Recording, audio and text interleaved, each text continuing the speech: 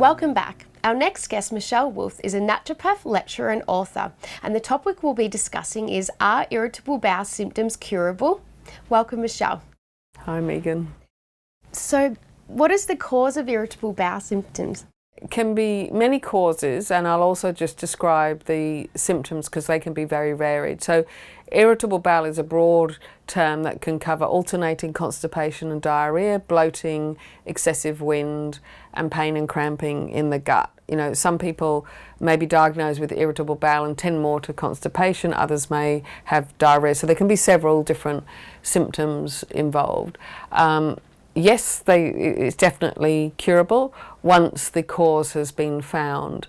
So there's lots of different causes to irritable bowel. So it can be, for example, a type of pathology, which could be an overgrowth of bacteria, abnormal bacteria, like streptococcus or enterococcus. It could be an overgrowth of a parasite. It could be overgrowth of a fungus. It could be an intolerance or an allergy to a particular food.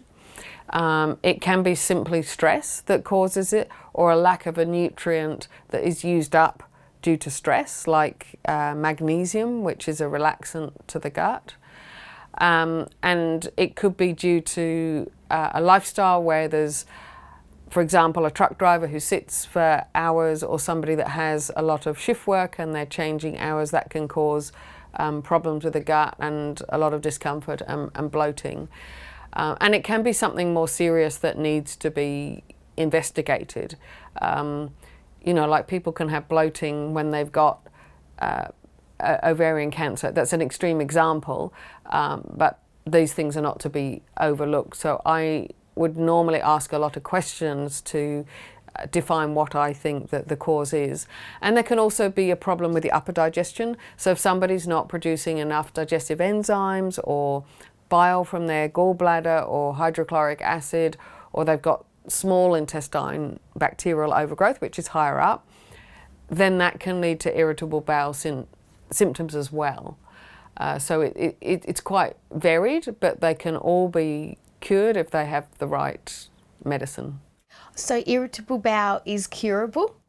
Yes, it's definitely curable. So once we found out what the cause is, so you know, if you're intolerant to wheat, it may be taking the wheat out, allowing the bowel to heal, giving specific herbs and remedies, and then there may be a time that you can bring wheat back in, as long as there's not something more serious like celiac disease, which can cause irritable bowel as well. That can be masked as it as well. If there is a parasite infection diagnosed, then we will use specific herbs for specific parasites.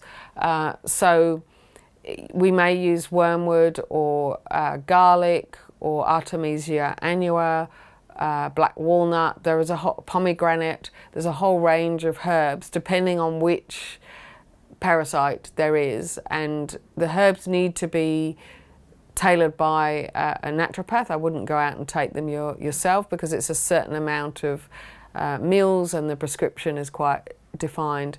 If it's a fungus, we would use herbs like golden seal podarco, horopito, to name a few, and they would be given for a certain amount of time, along with a diet that starves out fungus, and along with correcting the microbiome. So just like you have healthy soil with good healthy bacteria and then your plants grow really strong, we want to have healthy flora and fauna in the gut, and then the parasites don't come in the first place. Also, if you've got really healthy hydrochloric acid in your stomach, that's one of your first lines of defenses. So if somebody has a lettuce leaf with a parasite egg on it, and they chew that, and you've got good amounts of hydrochloric acid, that will kill it off in the stomach. If they don't, then it passes into the bowel and then can hatch into a parasite. So it's having all the defenses in place. Also, the intestine is 70 to 80% of our immune system. So we want that to be really healthy so that the immune system also fights off things like fungus and bacteria and parasites. So it's all curable through lifestyle and through managing stress, through certain herbal medicine and certain nutrients, and guidance with lifestyle practices from somebody like myself. And if I think it's something more complicated, I'll refer to a doctor. That's such good information, thank you. So do you have any extra tips for our viewers? Yes. So if you're having something bitter or sour with most of your meals, you'll be helping to stimulate your good digestive juices, which is preventative for a start. Eat calmly, eat sitting down, avoid eating when you're stressed, because that can lead to more bloating and more irritable bowel. And it doesn't hurt to miss a meal or two if you're really stressed. Just wait till you're really calm. Obviously, if you're ongoingly not nourishing yourself, there's a problem. But a few hours or a few days is no problem. Having the spices which I have mentioned before, like fennel, ginger, cardamom, peppermint as digestive spices to strengthen the gut really helps. And if you're going overseas to a foreign country where you may pick up a parasite, take a really good non-refrigerated probiotic with you and ask your naturopath what you can take with you to both prevent and treat parasites, so that you can sort of knock it on the head quicker.